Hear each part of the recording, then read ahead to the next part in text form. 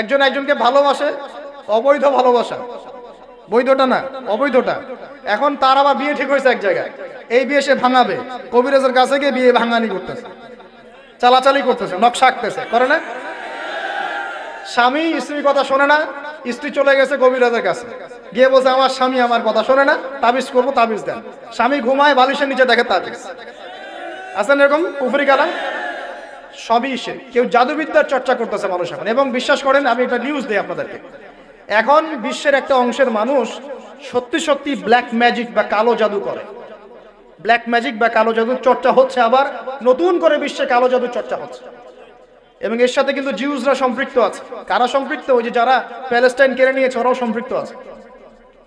তো খেয়াল রাখতে হবে এগুলো থেকে বাঁচার জন্য কি করব? বাঁচার জন্য প্রতিদিন 5 ওয়াক্ত নামাজ, পবিত্র অবস্থায় থাকার চেষ্টা করা, সকাল সন্ধ্যার মাসনুন দোয়া কালামগুলো পড়বেন,